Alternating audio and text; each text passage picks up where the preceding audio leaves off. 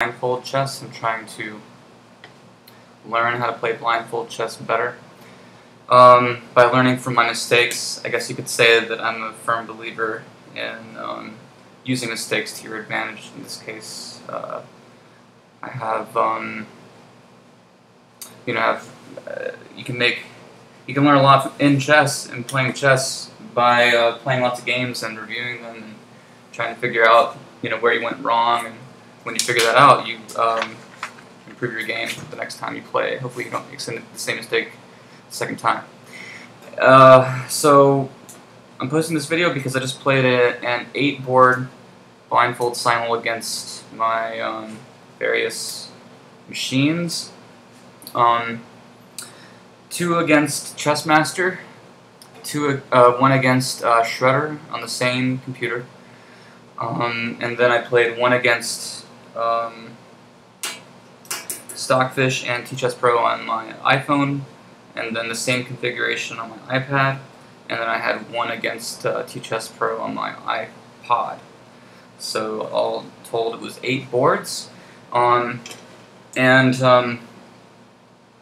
The result was not the best, not what I would have ultimately hoped for.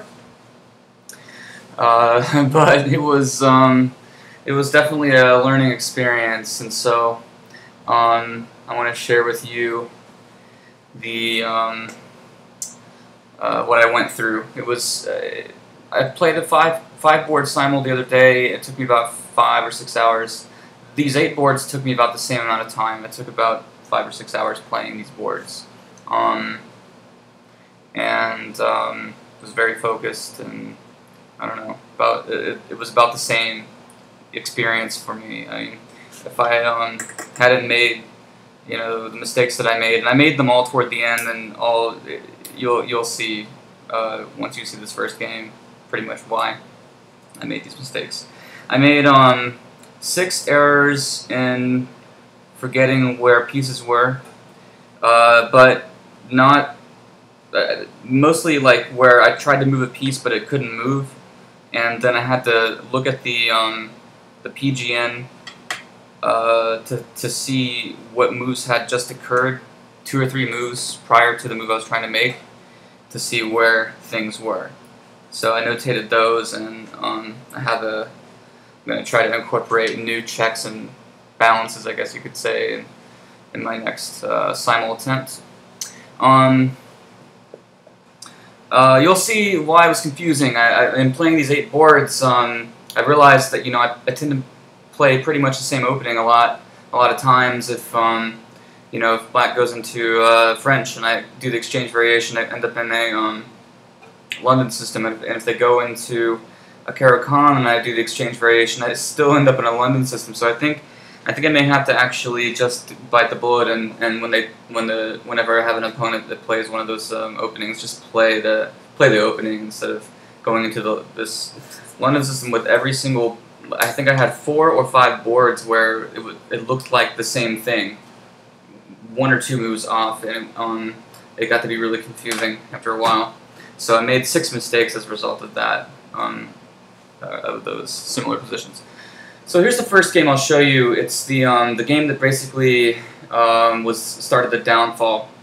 After this game, I pretty much blitzed all the rest of the game's moves because I didn't want to sit here forever trying to eke out wins. So here's the first game, and it really was a London system.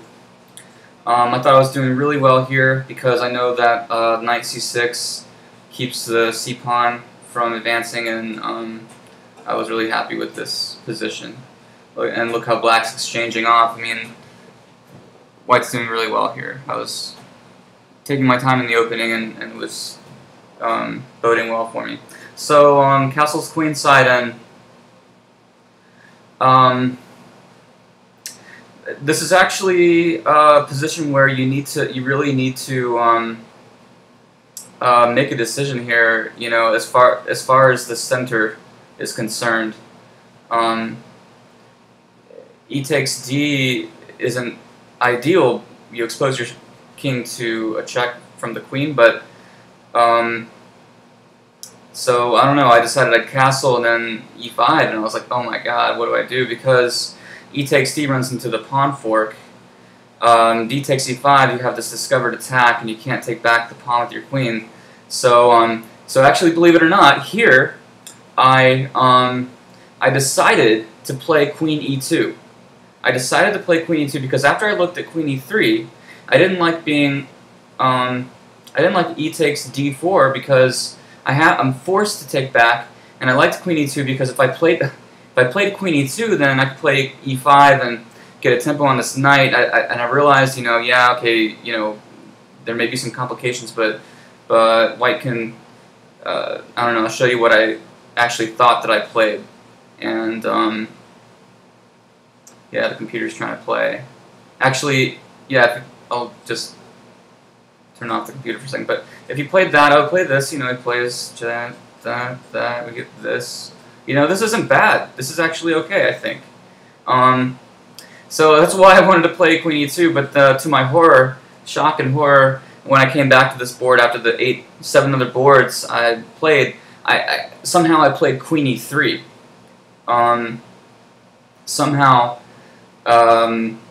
So I don't know. I need to be just more certain that I don't know when I play a move, it's definitely the move that I intended. It was really strange. So after I made this mistake, somehow inputting the move wrong, it's move 13. You'll notice in the other games that are on move 13, I just started to yeah, play just basically off the cuff. I didn't really check the board anymore. I was just trying to play quickly. I was actually surprised at how far I could go in each of these games playing like that. So it's worth a try. Here I'm playing against Chessmaster, Sicilian. Much easier to remember the moves in this game, although I did forget at one point that this knight was gone. I made a note of that. It was much further into the game that I forgot that. And Chessmaster on its lower levels, this is about 1300. All the boards were set at 1300. It makes these really strange moves, and it's really should be easy to capitalize on that. So I was counting on maybe winning one of these 2 games that I played against Chessmaster, but here we are at move 12. I'm really proud of myself because I'm gonna keep him from castling or something. And here's around move 13, and I just kind of started blitzing these moves, and yeah. My idea here was that I was going to play, I don't know, if he defended the pawn with bishop c8, then I would play somehow get this bishop to the diagonal and take the pawn, but as you can see, I lose a bishop, so I just resigned. Not too bad though, 24 moves in before the first real move mistake. This is against the Chessmaster again, so, and this is one of the confusing boards, but somehow I think because it was on the large computer screen instead of a small iPod or iPad or iPhone, it was easier to kind of remember where the pieces were. I don't know. When I was staring at this little screen, it was kind of hard to remember where things were. Also, it's Chessmaster on a lower setting, so it's playing really bizarre moves. Much easier to remember in a way. You wouldn't think it would be, but if they're playing completely random moves, that's hard, but if they're just odd, it's easier to remember. So, so here he's going to trap my bishop, or force me to exchange it off, and there's a pawn storm coming. And look at his king move, king f8. What is up with that? So, I'm feeling pretty good about this board too, I'm going to have a nice solid position. I wanted to open up this file against his king, and I had this illusion writer on here that I was going to win this piece, but yeah, at least it's positionally solid, And this is where it's after this point where I'm move 14, 15. I just started, you know, basically playing quickly because I wanted to end the simul and go about with the rest of my day. But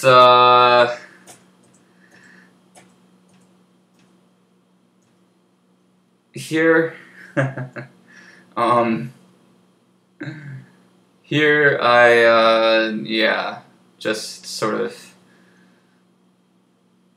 I don't know, just forgot that. I mean, I knew my king was, I knew it was checked, but I don't know, I just forgot there was a fork. I mean, I knew right when I came back to this that there was a fork, but it was too late. And actually, somehow I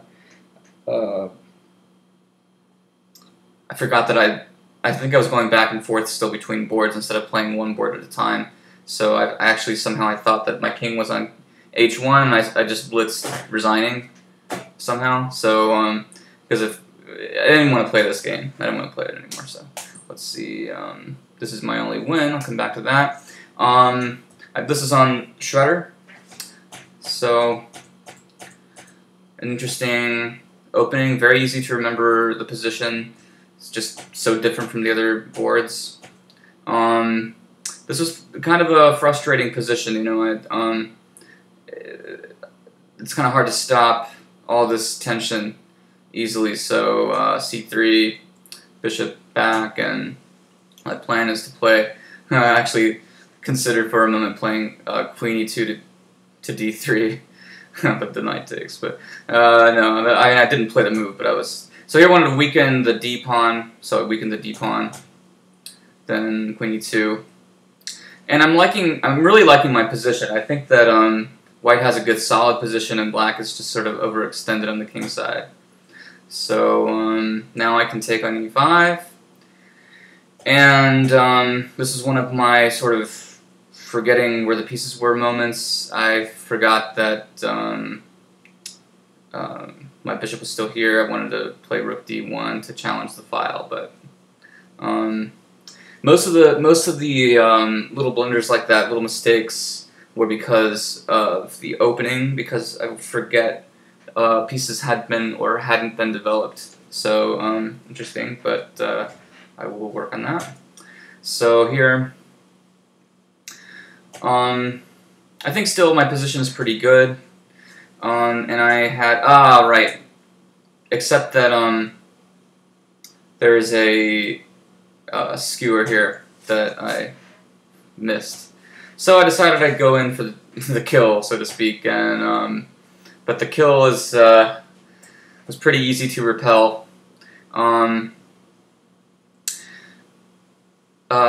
Yeah, I don't think there's really anything here. I think probably even e6 is just desperate. So move 13 was right around here when I started just blitzing. But you know, I mean, I was really surprised that like I was able to remember the positions really well because I've been studying them so closely and so carefully for so many hours, basically for 2 or 3 hours. Okay. Against tChess Pro. This I thought was going to be my other win, and it was really embarrassing. Actually, I played games in this very opening against tChess Pro so many times that when you put it around 1300, it seems to prefer this opening. So I pretty much knew what I wanted to do and was doing pretty well. He drops a piece here, and what's really funny is that, see, I'll show you where move 13 is here.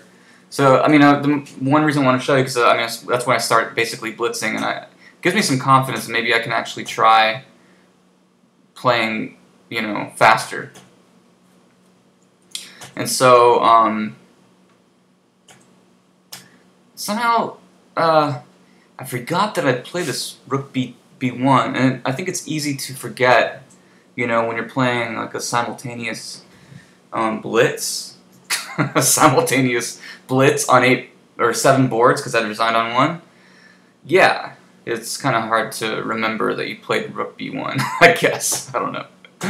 So, yeah, look at that. That was really strange, just giving up a piece. So, so here, I mean, I had already won on the other board, and I was thinking for a long time, and just having illusions of Queen H5 for some reason, I don't know. But then I realized, oh yeah, I realized that Rook A1 and Queen A4 makes a nice battery on A5, and I was thinking about swinging over to H4 and playing Knight G5 and threatening mate, and you know, I was looking at like Knight G6, like what if that? I was looking at this for so long, and I just didn't realize that I didn't have a Rook on A1, and I resigned after this. So this is me against Stockfish. So this is a Caricon exchange, which I thought I was playing a London, and at one point I tried to play like Bishop F4, and so yeah, that was another sort of memory mistake. But so I'm feeling pretty good, especially after King E7. What is that all about? So I'm just aiming to open the file and like try to but right around here, yeah, I can remember very well now. Just blitzing all this out and thinking, okay, you know, what's the worst that can happen here? You know, maybe I'll have to calculate at some point, and this is probably where I should have calculated, but thought that I was going to basically win a pawn on D5, and then this was one of my other blunders. I tried to take this rook on C8 when the bishop was there, so that didn't work. And then I basically gave up. I just allowed this. It's not really a mate, but okay. I don't know. I didn't even care whether there was an H6 pawn. There was no way to stop losing this game. After rook takes E5, that is. So let's see. This was another London system. Really, so much easier when you've got different openings to deal with, to remember all these boards. Then here I forgot there was an e-pawn because I kept trying to push it, and I was like, okay, fine, little knight maneuver or something. And that was a massive mistake. And I just completely forgot the pawn structure here, you know. One of the things that I do that's very good, I think, that I'll keep doing is reviewing the pawn structure, but I don't have a quick way to do it. I kind of have a general feel, you know, where things are, but, you know, when you're blitzing, especially back and forth between boards, you know, the pawn structure, you have a general idea about, like, the important pawns. Like, I know E5's there, and I know that I've got, you know, something like, you know, this, and I knew this, but the D5 pawn was, you know, not there in my mind. Okay, so, resign. Another board. Okay, I showed you all this already. And here's my only win.